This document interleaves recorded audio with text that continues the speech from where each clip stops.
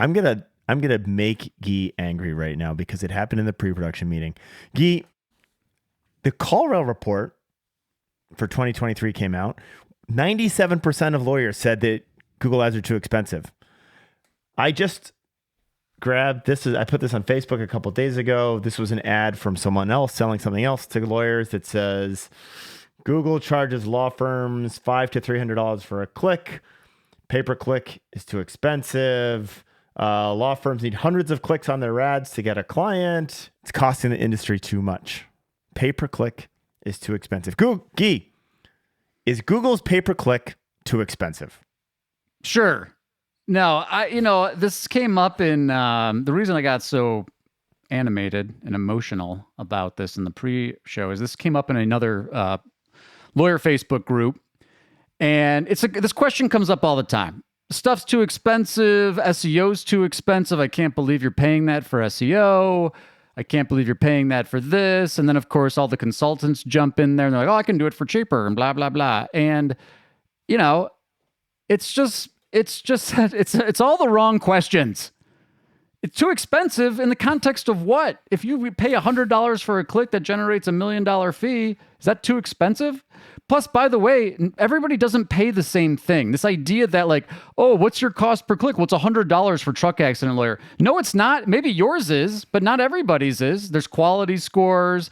There's ad rank. There's all these factors that go into how much you're paying per click. And by the way, lawyers who are having this conversation, asking these questions, ask it of yourself. $3,000 for legal representation, that's way too expensive. Well, in the context of what? In the context of my freedom?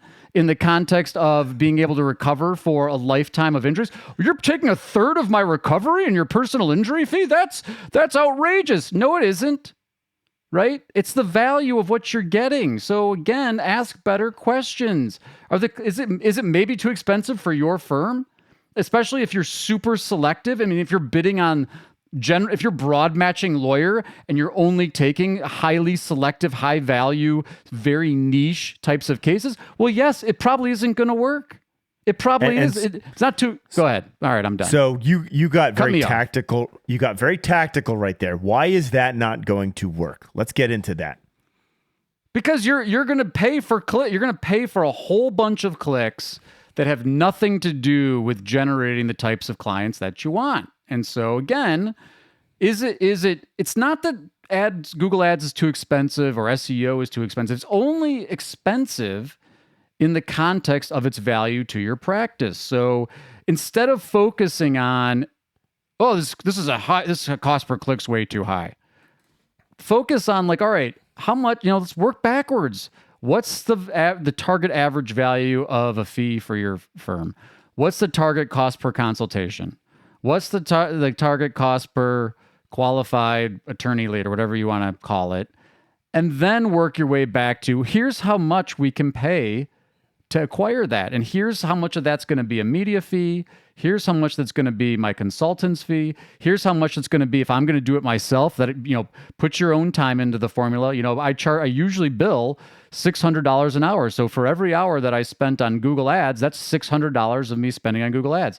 Think about it in the context of if you hire a full-time person to do it for you. Hey, my Google Ads manager in my firm makes this a year. That's got to be factored into your target cost per acquisition. And again, this is a very unsophisticated way to do this. There's obviously more sophisticated ways to calculate target cost per, especially across multi-channel and all this stuff.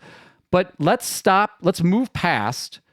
You know what it reminds me of? It reminds me of the conversations we'd have early on when lawyers would be like, cloud computing, we can't do cloud computing. It's like, you're asking all the wrong questions. It's not about its expense. It's about tying it to business metrics. I love getting you angry because it makes the show better, man. Let me give two really tactical and very real examples of where spending less is actually really expensive. These are two very real examples that I'm dealing with right now. We are talking to a law firm right now about doing work with them. They are a personal injury firm in 3 different states, smaller states, but they have a profile across 3 different states. And the bids that we are going up against are in the $4,000 to $7,000 per month retainer for SEO. That is the most expensive money, and we are well north of that.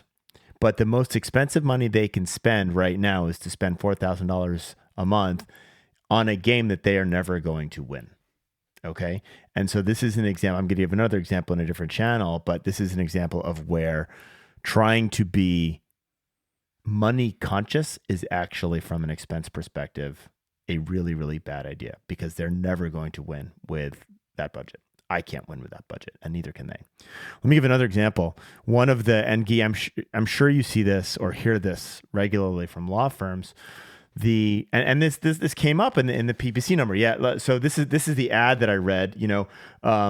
Showing up for the top for divorce lawyer near me search can cost up to $30 per click. The keyword phrase car accident lawyer is $50. By the way, if you're getting clicks at $50 and you can't turn those into profitable clients, you're doing a lot of other things wrong, right? A lot of other things wrong. But one of the things that we often see is a desire by PPC vendors to drop the pay-per-click numbers, right? We used to be, $87 per click, and now we're $70 per click. But you're not bidding on high converting terms anymore, right? So it's not about the click, it's about the consultation. This is why you specifically said, Guy, it's about the cost per consultation. So in many cases, we'll actually deliberately drive up the cost per click, right? More expensive, but from a conversion perspective, it's actually more effective. And that's what you want to get into. And so if you guys start kind of pulling your hair out about these ridiculous cost per click numbers, well, it's the wrong metric. You're looking so far up the journey of that prospective client that you're not really thinking about what matters to you, which is your cost per consultation and ideally cost per client. Another way I look at the word expensive when we talk about cost per client is your time.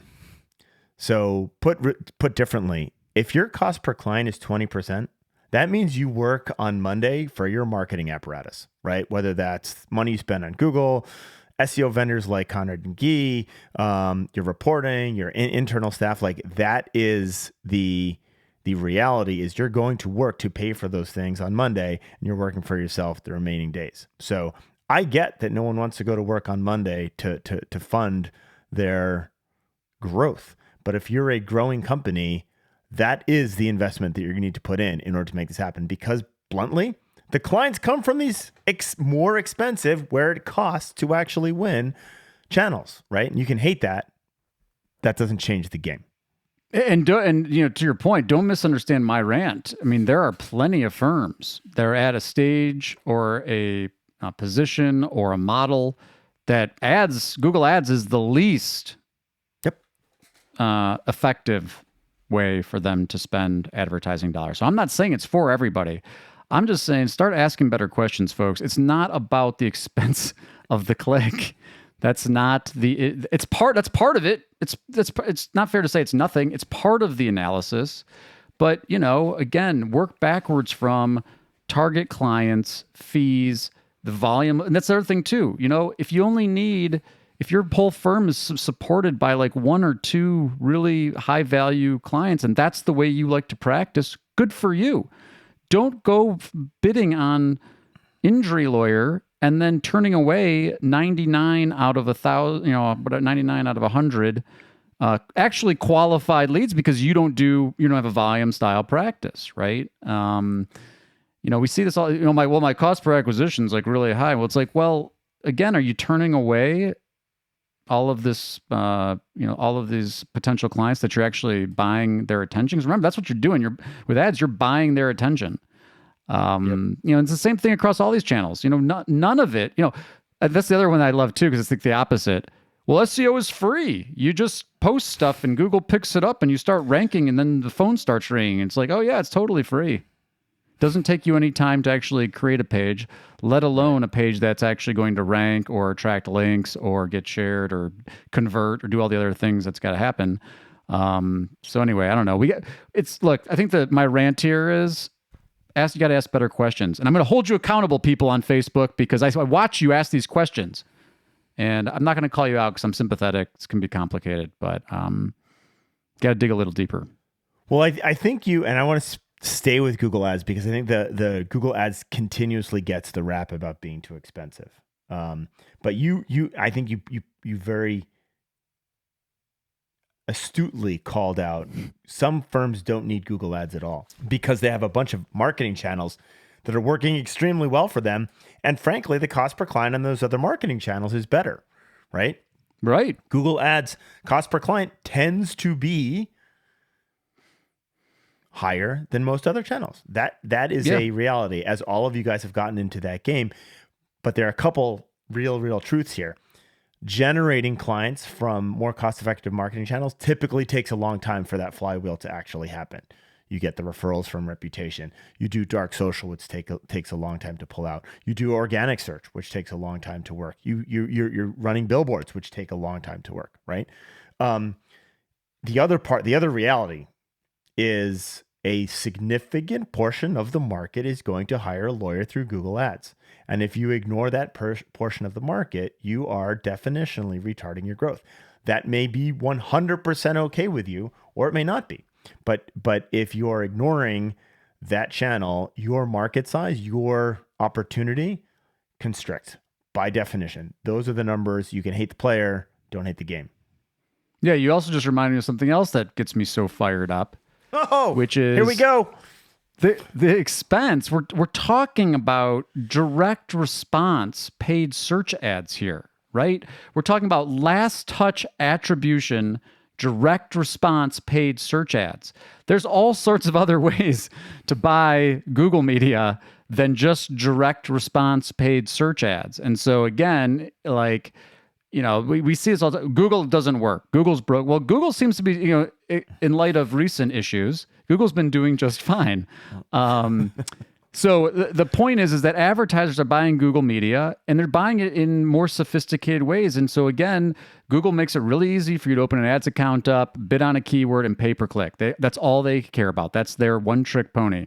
They don't really have they're getting better, I would argue. And you know, some of the movement into performance max campaigns and some other stuff, like they're trying to move it to a better performance driven model. But again, that's why there's a whole industry of people that try to help manage ads, because it's not as simple as like, oh, I'm gonna open an ads account and bid on keywords. And anyway, the thing that you said that really struck me is it's the same thing about billboards and TV and Super Bowl commercials. That stuff's all super expensive. But guess what? If you're embedding your name in someone's head so that when they need you, they think of you, what's the cost per acquisition there? Right? I mean, what are you measuring? Are you measuring my name showing up in your head at the key moment? That's extremely valuable.